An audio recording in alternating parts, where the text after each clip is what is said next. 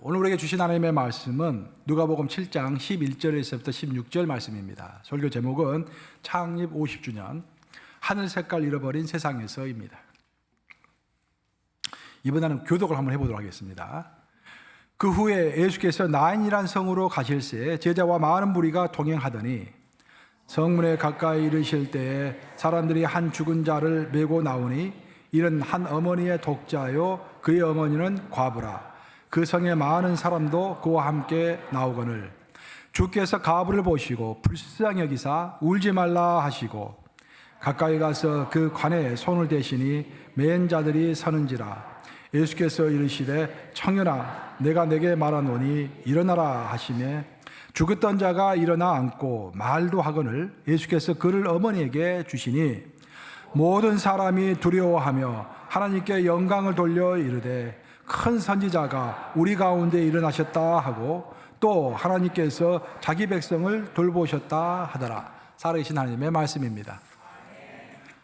이번에 우리 교회가 50주년을 맞이하면서 50주년 역사를 한번 쭉 제가 살펴보았습니다. 사실 40주년도 제가 했고 45주년도 제가 이제 이렇게 주관을 했는데 그때 미처 내가 발견하지 못한 것을 이번에 다시 발견했어요. 우리 뉴욕 감리교회가 어떻게 해서 생겨나게 되었는가.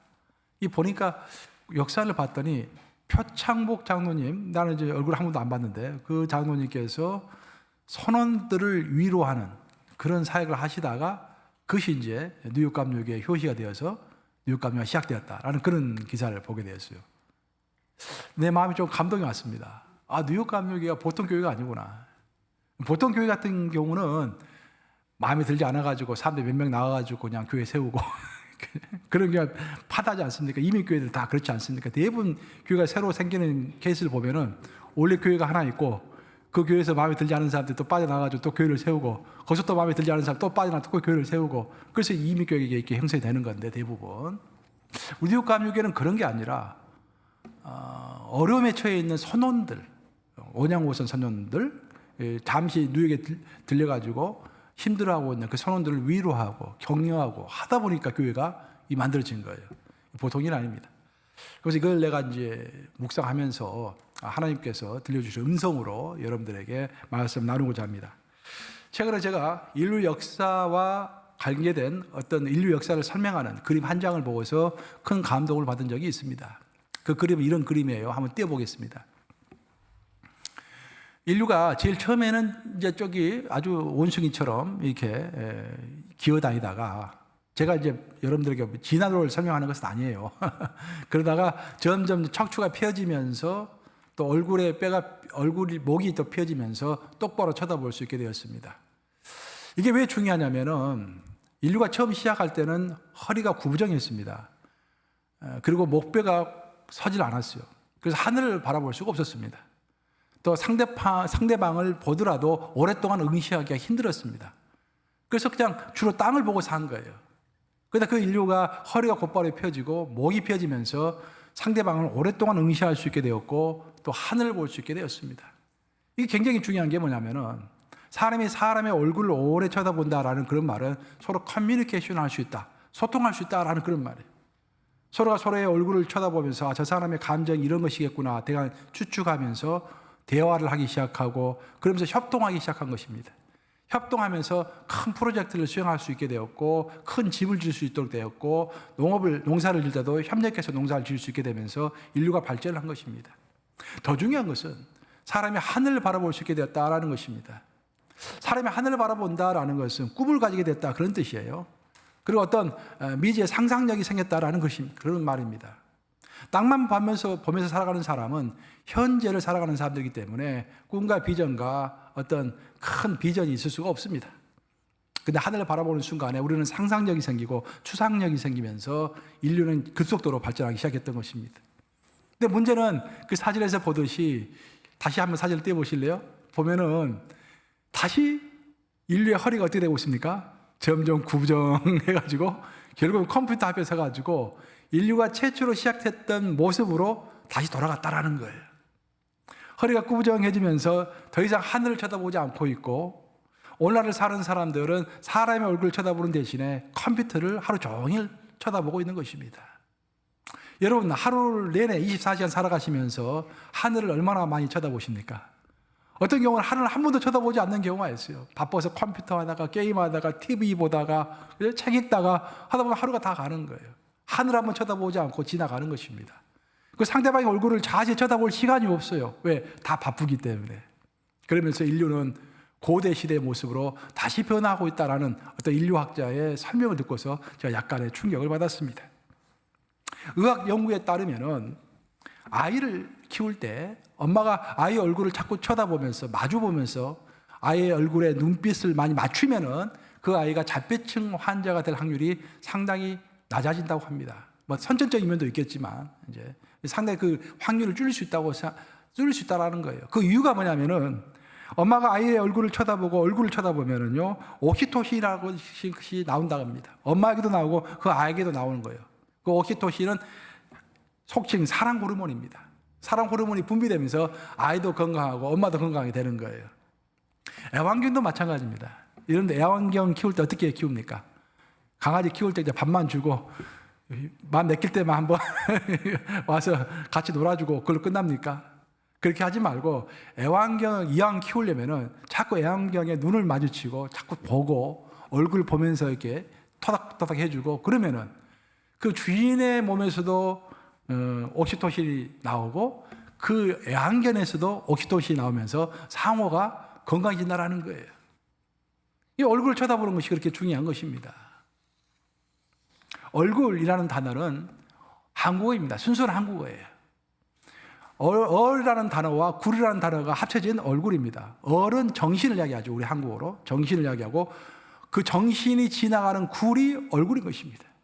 그래서 우리는 사람의 얼굴을 딱 쳐다보면은 저 사람의 정신이 어떤 정신인지를 대강 알 수가 있고 저 사람의 얼굴을 딱 우리 김난수 권사 얼굴을 딱 쳐다보면은 김난수 권사 지금 어떤 내부적인 사항을 갖고 있는지를 대강 파악할 수가 있는 것입니다.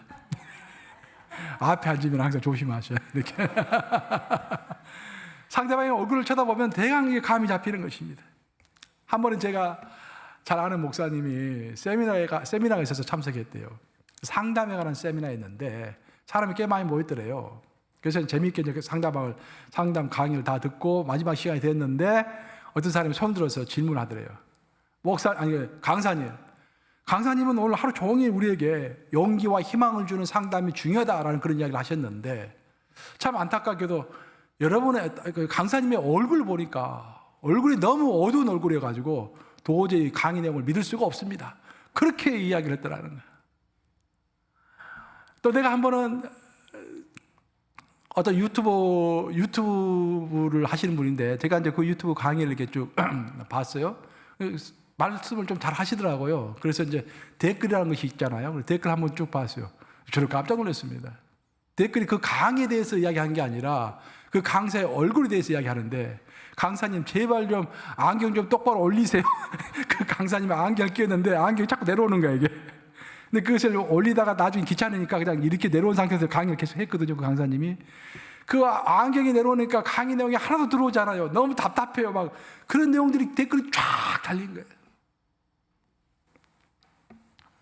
하여튼간에 그 강사가 자기 얼굴이 너무 침울하다라는 이야기를 듣고 충격받아가지고 이제 그 다음날이 됐어요.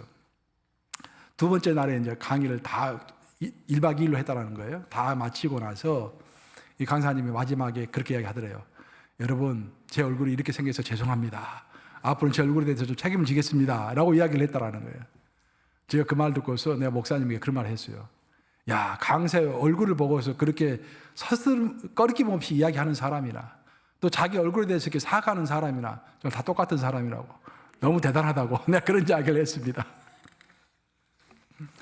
사실 우리 20세기에 우리가 지금 21세기를 살고 있는데 1900년도 우리가 20세기에 살았던 인물 중에서 사람의 얼굴, 특히 유명인의 얼굴을 가장 잘 집어낸 사람이 캐나다 출신의 사진작가였던 유세프 카시입니다. 카시 하면 유명하죠. 카시 그 사진작가, 유명한 사진작가. 카시는 93세까지 살았는데 한 60여 년간을 사진을 찍었어요. 그 사진을 찍으면서 20세기에 내놓으라는 주요 인물들, 전 세계 주요 인물들은 웬만한 주요 인물들은 다 그의 카메라를 거쳐갔습니다. 그 정도로 유명한 사진 작가죠. 카시가 이런 일화가 있어요. 1941년도, 그러니까 2차 대전이 한참 벌어지고 있을 때 1941년도 12월 달에 영국의 수상이었던 윈스턴 처칠이 캐나다를 방문해서 캐나다 의회에서 연설을 했습니다. 그때 이제 캐나다 총리가 이제 그 처칠에게 선물로서 카시라는 사람이 있는데 그 카시가 당신의 인상 초상 사진을 찍어두도록 내가 주선해 주겠습니다. 해가지고 이제 그 카시가 처칠의 사진을 찍게 된 거예요. 카시는 영빈관에 가서 영빈관의 큰 방에서 거기 있는 가구를 전부 바깥으로 내보냈습니다. 그 방을 텅 비게 한 상태에서 커튼을 다 걷어가지고 햇볕이 많이 들어오게 했어요. 그리고 안락 의자를 하나 딱 갖다 놨습니다. 처칠이 딱 그 방에 들어갔더니 방이 환하고 좋거든. 기분이 좋아졌습니다. 처칠이 만면에 웃음을 띄우고 안락 의자에 편안하게 앉았습니다. 그러면서 사진을 찍기 시작한 거예요. 카시가 이렇게도 찍고 저렇게도 찍고 막 찍겠죠. 근데 그때 이제 처칠의 트레이드 마크가 파이프 담배 아닙니까? 그래서 파이프 담배를 물고 있었어요. 이렇게 그러고 사진 찍고 있었는데 아니 이 사람 카시가 갑자기 사진 찍다가 사진을 그만두고 사진기를 내려놓더니 처칠에게 가가지고 처칠의 입에서 물고 있는 그 파이프 담배를 딱 빼버리는 거예요. 갑자기 허락도 없이. 그러니까 처칠이 너무 노해가지고 아니 이럴 수가 있나라고 생각하면서 얼굴을 확 쳐들고서 인상을 확 찡그리고 너 감히 이럴 수가 있어! 라고 외치려고 하는 그 순간에 카시가 계속 사진을 팍 찍는 거예요. 그 사진이 그 유명한 포효하는 사자, 롤링 라이언, 롤링 라이언, 라이언스 롤링이죠. 그 포효하는 사자. 우리가 흔히 보는 처칠의 사진은 그 사진이에요. 그 사진이 영국의 5파운드짜리 지폐에 그 사진이 올라와 있습니다. 최근에 제가 기사를 봤더니 이번 8월 달에 그 사진을 도난당했다는 뉴스가 해외 토픽이 나오더라고요. 그러고 나서 그 카시가 사진 2장을 갖고 왔어요. 처칠에게. 첫 번째 사진은 처음에 찍었던 사진. 안락 의자에 앉아가지고 활짝 웃으면서 찍었던 사진이고, 두 번째 사진은 막 이렇게 찍는 사진이에요. 두 개 딱 보여줍니다. 둘 중 하나 고르라고 했더니 처칠이 딱 봤을 때 자기 안락 의자에 앉아가지고 환하게 웃고 있는 모습은 복도방에서 노인들이 그냥 장기 둘 때 웃는 그 웃음 있지 않습니까? 영락없는 그 모습이야. 근데 인상을 찡그리고 딱 위를 쳐다보는 그 모습은 2차 대전을 이끌고 있는 대영 제국의 수상으로서 히틀러도 어떻게 할 수 없는, 히틀러도 그 앞에서 무릎을 꿇어야만 하는 그런 인상의 사진인 거예요. 그 어떤 사진을 선택했겠습니까? 당연히 후자의 사진을 선택했겠죠. 60년 동안 무려 5만 장 이상의 인물 사진을 찍었던 카시가 이런 유명한 말을 남겼죠. 모든 사람에게는 자신도 모르는 얼굴이 있다. 사랑하는 여러분, 하나님 우리 각자에게 주신 우리의 얼굴이 있는 것입니다. 우리의 달란트가 있는 거예요. 그리고 우리의 독특한 인생이 있을 줄로 믿습니다. 그래서 우리에게 주신 독특한 얼굴, 독특한 캐릭터, 독특한 역사, 독특한 달란트, 독특한 인생, 그것을 감사하면서 누리면 그 사람이 행복한 사람이요. 그것을 비교하면서 절망하면서 불평하면서 살아가고 있다고 한다면 그 사람이 불행한 사람인 것입니다. 우리 뉴욕 감옥에도 뉴욕 감옥에 주신 하나님의 얼굴이 있는 것입니다. 우리가 좋은 면도 있고 나쁜 면도 있고 우리는 이것이 우리 교회가 이것이 좋다, 저것이 나쁘다 서로 이렇게 이야기하지만 사실 우리가 나쁘다고 하는 것이 하나님 보시기에는 좋을 수가 있어요. 그 나쁜 면이 있기 때문에 열정을 가지고 또 다른 일을 할 수 있는 것입니다. 반면 우리가 좋다라고 우리가 스스로 인정하는 것을 하나님 보시기에는 그것이 나쁠 수가 있는 것입니다. 중요한 것은 우리가 어떤 얼굴을 받았는가, 어떤 역사를 받았는가가 중요한 것이 아니라 지금부터 우리에게 이미 주어진 얼굴과 이미 주어진 역사를 감사하게 여기면서 지금부터 어떻게 하면 하나님의 마음에 합당한 교회가 될 것인가, 어떻게 하면 하나님께서 기뻐하시는 내 인생이 될 것인가 생각하면서 살아가는 것이 훨씬 의미가 있고 중요할 줄로 믿습니다. 프랑스 철학자죠. 프랑스 철학자이면서 우리 기독교에 지대한 영향을 미쳤던 레비나스라고 하는 학자가 있습니다. 유대인인데 유대인에도 불구하고 우리 기독교 신학에 특히 최근 20세기 신학에 많은 영향을 미쳤습니다. 나도 레비나스를 좋아하는 편이에요. 근데 레비나스는 이런 말을 했습니다. 사람의 얼굴 중에서 가장 거부할 수 없는 얼굴이 있는데 우리가 거부할 수 없는 얼굴은 슬픈 얼굴이다. 우리가 많은 얼굴이 있지만 기쁨에 들떠있는 얼굴, 야망에 차있는 얼굴, 건강한 얼굴, 그런 얼굴은 우리가 외면해도 괜찮아요. 근데 진짜 슬픈 얼굴을 하고 있는 그 얼굴에는 우리가 외면하면 안 된다, 그런 이야기를 하는 것입니다. 그래서 인류 역사상 가장 슬픈 얼굴의 소유자는 우리 예수님이었다. 십자가에서 못 박히신 우리 예수님이었다. 우리의 인류의 모습을 보면서, 죄로 죽을 수밖에 없는 우리를 보면서, 예수님을 십자가에 못 박는 그 무례한 행동을 보면서 예수님께서 마지막으로 보여주신 모습이 슬픈 얼굴이다. 그래서 우리 주변에 슬픈 얼굴을 가진 자가 있다고 한다면 그 자가 바로 예수님이다 라는 그런 이야기를 하는 것입니다. 상당히 일리가 있는 말입니다. 그것이 오늘 본문 말씀이에요. 사실은 오늘 본문에 보면 이렇게 되어 있습니다. 25장 35절부터 36절, 오늘 본문 말씀 아닌데요, 25장 35절 36절에 마태복음에 이렇게 되어 있습니다. 같이 읽습니다. 시작. 내가 줄일 때에 너희가 먹을 것을 주었고, 목마를 때에 마시게 하였고, 나그네 되었을 때에 영접하였고, 헐벗을 때에 옷을 입혔고, 병들었을 때에 돌보았고, 옥에 갇혔을 때에 와서 보았느니라 라고 되어 있습니다. 주어가 누굽니까? 주어가 내가, 하나님이 주어예요. 하나님이 줄일 때가 있었다라는 거예요. 그래서 줄일 때 사람들이 먹을 것을 도와줬다라는 거예요. 그리고 목마를 때가 있었다라는 거야. 주님이 그때 와서 목마른 것을 마실 물을 줬다라는 것입니다. 나그네 되었을 때, 헐벗었을 때, 병들었을 때, 옥에 갇혔을 때 돌봐줬다라는 거예요. 이 말을 예수님께서 하셨더니 이 말을 들은 사람들이 예수님에게 묻습니다. 주여, 우리가 언제 주님에게 마실 물을 줬어요? 우리가 언제 주님께서 옥에 갇혔을 때 찾아봤어요? 우리가 언제 주님께서 병들었을 때 병문안 갔어요? 우리 그런 적 없습니다 라고 이야기했어요. 예수님께서 뭐라 하셨습니까? 너희 중에서 가장 작은 자에게 한 것이 곧 누구에게 한 것이다? 나에게 한 것이다. 그래서 그 작은 자라는 표현이 병든 자이고 슬픈 얼굴을 한 자입니다. 우리가 병들었을 때, 나그네 되었을 때, 외로울 때, 그렇죠? 또 왕따를 당했을 때 슬프죠. 그 슬픈 얼굴을 하고 있는 자에게 찾아가서 그를 위로하고 함께하는 것이고, 누구에게 한 것이다? 하나님에게 한 것이다 라는 놀라운 이야기를 하고 있는 것입니다. 오늘 본문은 슬픈 얼굴을 소개하고 있는 그런 대목입니다.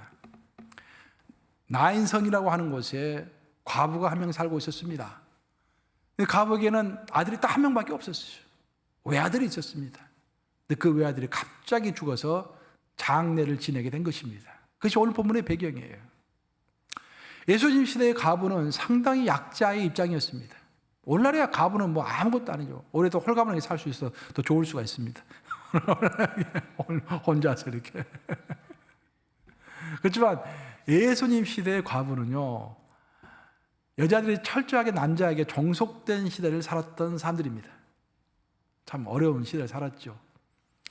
태어나면은 아버지 그늘에 묻혀서 살았고요. 그 아버지가 돌아가시면은 첫째 오빠 그늘에서 살았고, 그러다 시집을 가면은 남편 그늘에서 살다가 남편이 죽으면은 첫째 아들 장남에게 얹혀서 사는 것이 과부의 인생이었습니다. 더더욱 중요한 것은 재산권의 문제였습니다. 이스라엘 법칙에 따르면은 여자가 재산권을 갖기가 상당히 힘들어요. 남자가 죽으면은 그 재산은 다 아들에게 갑니다. 그리고 어머니 몫은 자기 아내 몫이죠. 아내 몫은 장남에게로 가는 거예요. 그래서 장남이 2배, 3배를 받게 되는 것입니다. 근데 한 가지 방법은 있었어요. 남자가 죽으면서 나는 내 유산을 내 아들에게 주지 않고 내 아내에게 주리라 라고 유언을 남기면은 그 이제 돈은 자기 아내에게 갈 수 있었죠. 근데 오늘 본문에 나오는 과부의 경우에는 재산이 외아들에게 갔는지 그 자신에게 갔는지 잘 알 수는 없지만, 그 당시 풍습에 따르면 거의 99% 이상 그 외아들이 모든 재산을 가졌을 것입니다. 근데 그 외아들이 죽게 됨으로 인해서 문제가 되는 것은 뭐냐면은 그 외아들의 재산은 그 외아들의 죽음으로 인해서 그 과부에게로 돌아오는 것이 아니라 그 죽었던 아버지의 형제들에게로 그 재산이 가게 되어 있는 것입니다. 이래서 이 여인은 2가지 고통을 당하게 되는 거예요. 첫째는 진실로 사랑하는 자기 피부치, 딱 이 세상에 하나밖에 남아있지 않는 자기 피부치 외아들을 잃어버린 그 슬픔에 젖어 있고, 더 나아가서는 그나마 자기를 사회적으로 보여주고 경제적으로 보여주었던 그 외아들이 죽어버리고 그 외아들 재산까지도 전부 다른 사람 손으로 넘어가는 정말 절망적인 상황이 된 것입니다. 이 절망적인 상황을 위로해서 많은 나인성의 사람들이, 그의 친구들이 그 여인을 위로하고 함께 장례 행렬에 참여했다라고 되어 있습니다. 그래서 오늘 본문을 보면은 수많은 사람이라고 했습니다. 많은 사람들이 그 여인을 따라서 장례 행렬에 동참을 한 것입니다. 그리고 그 여인은 뒤에서 슬픈 얼굴로 계속 울고 있는 것입니다. 그래서 나인성에서 나온 장례 행렬이 이렇게 쭉 길을 걸어가고 있는데 그 반대편에서 큰 무리라고 했죠. 오늘 본문을 보시면 큰 무리가 또 반대편에서 오고 있었는데 그 큰 무리는 바로 예수님과 예수님을 따르는 자들이었습니다. 그래서 오늘 본문의 배경은 많은 사람들을 배경으로 하고 있습니다. 그 많은 사람들 앞에서 예수님이 갑자기 가던 길을 딱 걸음을 멈추셨어요. 그리고 그 여인에게 다가섰습니다. 뭐라 하십니까? 오늘 본문을 보시면은 여인이여 울지 말라라고 이야기했어요. 그 많고 많은 사람 중에서 예수님이 다가선 거예요. 그 왜 울지 말라고 했을까요? 말씀을 미리 띄웠네요. 해답이 여기 나오네. 7장 13절 같이 읽어보겠습니다. 시작. 주께서 가부를 보시고 불쌍히 여기사 울지 말라 하시고, 예수님이 그 여인을 불쌍하게 여기신 것입니다. 그 여인의 얼굴이 너무 슬픈 얼굴이었기 때문에 도저히 예수님은 그 슬픈 얼굴을 지나칠 수가 없었던 것입니다. 그래서 가시던 걸음을 잠시 멈추셔서 그 여인에게 다가서서 그를 불쌍히 여겨서 여인아 울지 말라라고 말씀하시고, 그 다음에 그 아들이 죽어있는 간으로, 그 시체가 누워있는 간으로 가시죠. 그 관 위에 손을 얹었습니다. 그런데 죽은 아들이 살아난 거예요. 그리고 예수님은 부활한 그 아이의, 그 청년의 손을 잡고서 어미의 손으로 그 아들을 넘겨주는 감동스러운 장면이 오늘 본문의 배경인 것입니다. 사랑하는 여러분, 많은 사람들은 이 글을 읽으면서 이 기사에서 주 포커스로서, 주요 내용으로서 예수님의 기적을 생각합니다. 예수님 죽은 자도 살리시는구나. 예수님의 능력이 놀라운 것이구나. 이런 것에 포커스를 맞추는 거예요. 하지만 예수님이 이 글을 우리에게 주신 이유는, 성경이 이 글을 통해서 우리에게 주고자 하는 메시지는 기적이 아닙니다. 기적이 아니라 하나님의 긍휼인 것입니다. 불쌍히 여기는 마음. 모든 하나님의 기적은 긍휼히 여기심으로 나오는 것입니다. 모든 예수님의 희생은 긍휼히 여기는, 불쌍히 여기는 그 마음에서부터 나오는 것입니다. 예수님이 긍휼히 여기지 않으셨다면, 우리를 불쌍히 여기시지 않으셨다면 십자가에서 그렇게 고통을 당하지 아니하셨을 것입니다. 우리 성부 하나님이 우리 인간을 그렇게 불쌍히 여기지 아니하셨다면 자기의 사랑하는 독생자의 외수 딱 하나밖에 없는 아들을 이 땅에 보내지 아니하셨을 것입니다. 그런데 우리 인간은 그 예수님의 긍휼과 예수님의 불쌍히 여기는 마음을 얻고 그 마음을 배우려고 하기보다는 그 주님께서 행하시는 기적을 보고 기적을 만지고 싶어하는 그 마음이 굴뚝 같은 것입니다. 그것이 오늘날의 신앙의 문제인 것입니다. 그래서 사도 바울은 고린도전서에서 이런 말을 했죠. 유대인은 표적을 구하고 헬라인은 지혜를 찾으라. 헬라인 그리스도인입니다. 그 당시에 지성의 대표입니다. 그리스 사람들은 그리스 철학을 하는 사람들이죠. 그러니까 지성을 대표하는 사람들은 헬라 사람들입니다. 반면에 하나님을 따르는 종교의 화신, 종교의 대표적인 종족들은 바로 이스라엘 사람들입니다. 유대인들이죠. 근데 사도 바울이 봤을 때는 둘 다 똑같은 거예요. 정말로 종교적이라고 한다면 예수님의 얼굴을 구하고 예수님의 마음을 구하고 예수께서 원하셨던 것을 내가 하고자 하는 그런 열망 가운데서 인생을 살아가야 하는데, 유대인들은 말로는 예수님의 얼굴을 구한다고 그러고 예수님을 사랑한다, 하나님을 사랑한다고 그러고 하나님의 뜻대로 살아가겠다고 다짐을 하지만 실제로 그들이 구하는 것은 기적이다, 표적이다 라는 이야기를 하고 있는 것입니다.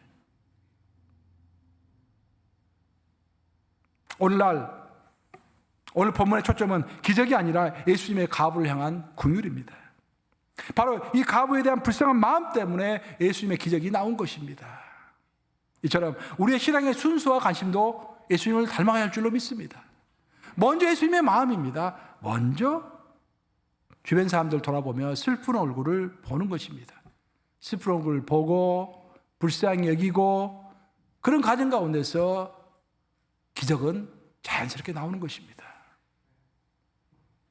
사람을 향한 긍휼의 마음이 있을 때 그 긍휼 때문에 우리의 삶은 기적을 체험하게 되는 것이죠. 우리가 긍휼의 마음을 가지고 정말 불쌍해가지고 손을 얹은 즉 여러분들이 비록 집사일지라도 비록 집사 직분도 갖지 못한 평신도일지라도 능력이 나오는 것입니다. 그렇지만 우리가 정말 하나님으로부터 기가 막힌 하늘의 은사를 받았을지라도 긍휼의 마음이 없으면은 그 은사는 이미 타락한 은사가 되어버리는 것입니다. 제가 일전에 오래전에 청년 시절 때 이제 간증집을 많이 읽었어요. 청년 시절 때는 이런저런 간증집을. 근데 그 권사님을 잊어버렸는데 한국의 모 권사님이세요. 근데 한국 기독교 역사상 가장 많이 치유를 했다라고 하시더라고요. 그분 간증을 읽어봤더니 이렇게 나와 있어요. 그분 평신도예요. 권사님이세요. 근데 6.25 사변이 이제 터지고 나서 그때 이제 새벽기도 매일 나갔었는데 그때는 뭐 뗄감도 없으니까 벌벌 떨면서 이제 새벽기도 마치고 집으로 돌아오는데 쓰레기통 옆에 어떤 그 아이가 쭈그리고 이렇게 있더래요. 그래서 이 아이가 얼마나 추웠을까라고 이제 그 아이가 옆에서 불쌍해가지고 가서 봤더니 얼어 죽어 있는 거야. 그 쓰레기통 옆에서 아이가. 6.25 사변 때는 그런 일들이 허다했다고 그래요.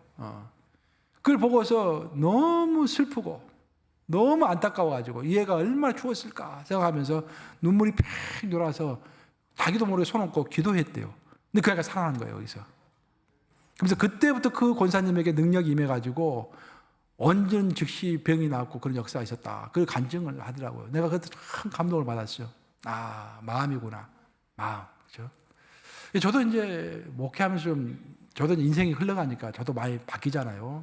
근데 바뀌는 중에 하나가 옛날에 성도들이 어떤 기도 부탁을 하면은 알았습니다 하고 기도하고 끝났는데 요즘에는 그 사랑하는 자들이 기도 부탁을 하잖아요. 그러면은 그 사람이 아픈 부위가 내가 또 아파요. 그렇게 사람이 변하더라고요. 그래서 이제 마음으로 느껴지고 몸으로 느껴지는 거예요. 진짜로 사랑하는 자들이 이렇게 어디가 또 아프고 그러다면은 사람이 이렇게 변하는 것 같아요. 그 긍휼의 마음. 예수님께서 변화시키고 있는 것이겠죠. 오늘 본문에서 가장 아름다운 구절은 예수님께서 그 외아들을 엄에게 돌려주신대라고 하는 그 구절입니다. 감동입니다. 그 한 가지 소망을 가지고 그 외아들에 관한 소망을 가지고 살아갔던 여인이 그 외아들을 잃어버렸는데 그 외아들 예수님께서 살리신 다음에 그걸로 그냥 끝난 것이 아니라 그 아이의 손을 잡고 어미 손에 딱 얹어주었다. 그런 의미인 것입니다. 예수님께서 기적의 각본을 쓰시고 그 기적을 연출하시고 나중에는 감동까지 선물해 주신 것입니다. 그 기적을 체험한 가부의 감격이 얼마나 컸겠습니까, 여러분? 그 슬픔의 얼굴이 도저히 주체할 수 없는 기쁨의 얼굴, 환희의 얼굴로 바뀌었겠죠. 그것이 예수님께서 이 땅에 오신 목적인 것입니다. 희망 없는 자에게 희망을 주시고 죄로 죽을 수밖에 없는 영원한 인생들에게 부활을 주시고 절망 가운데 있는 사람들에게 정말 환희의 기쁨을 주시기 위하여 이 땅에 오신 것입니다. 슬픈 얼굴을 기쁨의 얼굴로, 낭망의 얼굴을 비전과 희망의 얼굴로 바꾸시는 것입니다. 그래서 우리가 예수님을 닮아간다라고 했을 때 가장 중요한 사건 중에 하나는 뭐냐면은 우리가 예수님을 닮아갈 때 우리의 삶에서 일어나는 변화는 내 주변에 있는 슬픈 얼굴들에게 관심이 있는 것입니다. 물론 잔치집이 좋죠. 잔치집에 가면 좋고 기쁘는 사람 옆에 가면 좋죠. 말 잘하는 사람 옆에 가면 좋죠. 근데 교회를 한번 자세히 한번 살펴보세요. 우리 성도 중에서도요. 밥 먹을 때 꼭 어떤 사람 없으면 그냥 밥 못 먹는 사람이 있습니다. 이제 비판하려고 하는 이야기 아니에요. 마음이 힘든 것입니다. 그렇게 적응이 잘 안 되는 거예요. 그런 사람 같아 옆에 가가지고 오늘 잘 지냈습니까? 한마디 해주고 같이 식사해주고 그 사람은 큰 기쁨이 되는 거예요. 그렇죠? 교회 와서 짐이 다 풀어지는 것입니다. 그런 역사가 우리 뉴욕 감역에 있기를 주님의 이름으로 축원합니다. 오늘날 우리의 신앙의 가장 큰 병폐 중에 하나는 모든 것이 나 자신에게로 집중이 되고 있다라는 것입니다. 사실 인류의 그 역사를 보면은요, 과거나 근대까지도 항상 개인은 공동체 가운데 개인이었어요. 그래서 뭐 서양도 마찬가지고 동양도 마찬가지입니다. 서양도 막 아리스토텔레스도 시작해가지고 헤겔까지. 헤겔도 독일 국민 가운데 한 사람인 개인을 이야기했지 않습니까? 공동체 중에 하나인 거예요. 공자도 마찬가지예요. 동양의 공자도 사회의 룰 가운데 있는 그 룰을 지켜가는 한 개인을 이야기했지 개인의 자유를 이야기하지 않았습니다. 그것이 동서고금을 막론하고 항상 인간을 바라보는 관점이었어요. 그게 정상적인 것이었습니다. 그러다가 케르케고르가 나왔죠. 케르케고르는 우리 개신교의 기독교의 가장 대표적인 철학자죠. 그 사람이 단독자라는 말을 처음으로 사용하기 시작했어요. 하나님 앞에서 단독으로 서는 나, 멋있죠. 그 단독자라는 표현을 저도 많이 사용하지 않습니까? 우리 신학할 때 많이 사용하니까. 근데 문제는 뭐냐면 우리가 그런 말을 듣고서 그 다음부터 큐티를 하기 시작해요. quiet time. 그리고 골방 기도를 시작합니다. 큐티 열심히 하죠. 말씀 열심히 읽습니다. 골방에 가서 열심히 기도합니다. 근데 너무 내 자신의 성경을 읽다 보고 내 자신의 기도를 하다 보니까 내 바로 옆에 있는 슬픈 얼굴을 볼 시간이 없는 것입니다.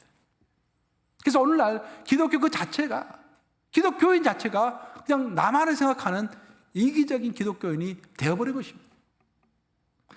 나쁜 것은 아니지만 부족한 것입니다. 즉 우리가 단독자로 하나님 앞에 서가지고 말씀 열심히 보고 기도하고 큐티하고 경건의 시간을 갖고 골방 기도하고 내 신앙이 그만큼 깊어지는 것입니다. 하지만 문제는 신앙이 넓어지지 않는 것입니다.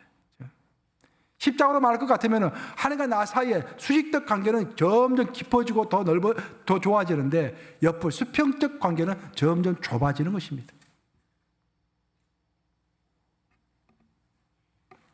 유대인이 구하는 기적과 표적, 그리고 헬라인이 찾는 지혜는 지금 우리도 구하는 것들인데 문제는 그 기적과 지혜도 나만을 위한 기적을 우리가 추구하고 있고 나만을 위한 지혜를 추구하는 것으로 국한되기 쉽다라는 것입니다. 하지만 우리 예수님이 보여주신 모범은 좀 다른 것이었습니다. 만약 예수님이 이 땅에 사시는 동안에 그분 자신의 프로젝트에만 관심이 있었다고 한다면 예수님 자신의 계획이 있을 것이고 그 예수님 자신의 오늘 하루 계획이 있을 것이고 일주일 계획이 있을 것이고 평생 계획이 있을 거 아니에요. 그 계획을 빨리빨리 추진해야 하기 때문에 길을 걸어가다가 나인성의 여인이 아무리 슬픈 얼굴을 하고 있을지라도 그 얼굴을 지나쳤을 확률이 높겠죠. 우리 예수님은 그렇지 않으셨어요. 우리 예수님께서 보여주신 인생 방법은 이런 것입니다. 우리 예수님의 목표가 뚜렷했습니다. 십자가에서 못이 바뀌는 것. 그래서 누가 옆에서 무슨 말을 하면 아직은 내 때가 되지 않았다. 그런 말씀 많이 하셨죠. 특히 자기 동생들이, 육신의 동생들이 당신이 예루살렘에 가서 이제부터 큰일 나시오라고 했을 때 예수님이 뭐라고 하셨습니까? 아직은 내 때가 되지 않았다라고 말씀하셨잖아요. 목표가 뚜렷했다라는 거예요. 하지만 그 목표가 뚜렷하고 그 목표를 하루하루 이루어 가셨지만 그런다 해서 그 목표에 갇혀 있지는 않았습니다. 목표를 추구하되 그 마음은 항상 열려 있었던 거예요. 그래서 목표를 추구하는 중간에도 어떤 슬픈 얼굴이 주변에 나타나면은 그 슬픈 얼굴을 외면하지 아니하였던 것입니다. 그래서 개인의 삶에도 마찬가지고 우리 교회 생활도 마찬가지로 저는 생각합니다. 우리 뉴욕 감육에도 목표가 있죠. 뉴욕의 영적 규를 바꾸는 교회. 반드시 그렇게 될 것입니다. 아멘 하십니까 여러분? 아멘. 반드시 그렇게 될 거예요. 지금은 미약할지 모르지만 언젠가는 반드시 주님께서 원하신 대로 될 것입니다. 하지만 우리가 그 길을 간다고 할지라도 내 주변에 태풍으로 인해서 어려움에 처한 사람들, 또 어려운 교회들, 그런 교회들 봤을 때 우리도 어렵지만 그들에게 그 슬픈 얼굴을 외면하지 아니하는 그 모습, 그것이 예수님이 우리에게 보여주신 오늘 본문의 모범일 줄로 믿습니다. 이제 말씀 마무리합니다. 제가 중학교 다닐 때부터 들었던 팝송 중에서 지금까지도 좋아하는 팝송이 하나 있는데 그것이 돈 맥클린이 부른 빈센트라는 팝송입니다. 여러분도 그 빈센트 노래 아시는가 모르겠네요. 전 제일 좋아하는 팝송 중에 하나예요. 어떻게 시작합니까? Starry Starry Night 하면서 시작하죠. 별이 빛나는 밤에 별이 쏟아지는 밤에 그런 뜻이에요. 나는 이제 어렸을 때는 뭐 모르고 이제 따라서 부르고 그랬는데 이제 커서 가사를 가만히 읽어봤더니 이게 분명히 이 고를 이야기하는 것 같아. 보니까 나중에 봤더니 빈센트 고를 묵상하면서 부른 노래예요. 그게. 그 이야기를 해보면은 이제 아까 제가 카시 이야기를 했지 않습니까? 카시 사인작가 카시는 유명한 사람들의 얼굴을 다 찍었던 반면에 고는 버림받은 사람들, 또 중노동하고 있는 농부들, 또 버림받은 창녀들, 뭐 그런 사람들을 주로 이렇게 인물화를 많이 그렸어요. 그건 원래 네덜란드 사람이죠. 네덜란드는 이제 개신교의 발상지니까 종교심이 많은 나라죠. 그 네덜란드 출신인데 프랑스에 가서 화방에서 일을 했습니다. 그러다가 그 아버지가 목사예요. 고은은 그 아버지 목사가 이제 아들을 목사로 만들기 위해서 암스테르담으로 불러가지고 신학교에 집어넣었습니다. 근데 고가 이제 그 그림을 잘 그렸는데 학문적인 능력은 약간 좀 뒤졌던 것 같아요. 그래서 신학교를 졸업할 수가 없었습니다. 그래서 신학교를 졸업하지 못한 거예요. 그 아들을 보고서 아버지가 답답해가지고 그 아들을 벨기에에 있는 보리주나라고 하는 탄광도시가 있어요. 그 탄광도시로 보낸 거예요. 그 탄광도시에 목사가 없었던 거예요. 그래서 조그만 교회에 가서 이제 목사 견습생, 오늘날 말 것 같으면 전도사 생활을 한 것이죠. 근데 전도사 생활을 하고 있는데 거기 성도들이 반란을 일으킨 거야. 아니 목사 이렇게 설교를 못할 수가 있냐 해가지고 거기서 쫓겨난 것입니다. 그 교회에서. 큰 상처를 입었어요. 그가 마음이 상처를 입고서 그때부터 그림을 다시 그리기 시작했는데 주로 이제 그렸던 그림이 인물화를 처음에는 많이 그렸죠. 거기 보면은 이제 농부의 얼굴들, 광부의 얼굴들, 쉴 시간이 없이 끊임없이 움직이는 직물공의 얼굴들, 그런 얼굴들을 많이 그린 것입니다. 근데 그가 그린 작품 중에서 제가 제일 내 마음에 와 닿는 작품은 뭐냐면은 석탄자루를 나르는 강부의 아내들이라는 그런 제목의 그림이 있습니다. 여러분 이제 유튜브 가시면 구글닷컴 가셔가지고 고호 석탄 아내 딱 치면 나와요. 그림이 이렇게. 보면은 이제 그 탄광이니까 탄광촌에서 이제 석탄을 캐다가 질이 좀 안 좋은 것들이 있으면 다 버리지 않습니까? 그러면 버리면은 그 광부의 아내들이 거기 다 모여가지고 한겨울에 그 중에서 쓸만한 것이 없는가 하루 종일 뒤져가지고 쓸만한 것들을 등에 짊어지고서 집으로 오는 거예요. 그 석탄이 무겁기 때문에 그 그림을 보면은 그 여자들의 허리가 90도 이렇게 꺾여 있습니다. 꺾여 있고 이렇게 짐을 싣고 걸어가고 있는 거예요. 그 그림이에요. 여기서 문제는 보면은 이 여인들은 너무 짐이 무거워가지고 하늘을 쳐다볼 수가 없는 것입니다. 오늘 설교 본문에 그게 돼 있잖아요. 하늘을 쳐다볼 수 없는 거예요. 그래서 고의 그림을 보면은 하늘 색깔이나 밑에 땅 색깔이나 색깔 똑같습니다. 흑색깔이에요. 허리가 90도로 굽혀진 여인들은 땅을 하늘로 삼아가지고 하늘 색깔이 없는 세상을 살아가고 있는 것입니다. 근데 고우가 거기서 표현하고자 하는 핵심 메시지는 뭐냐면은 그러함에도 불구하고 허리가 90도 꺾여가지고 하늘을 보지 못하고 하늘 색깔이 땅 색깔이 되는 그런 인생을 살아가는 인생 가운데서도 하나님이 동행하신다라는 것이 고우의 키포인트인 것입니다.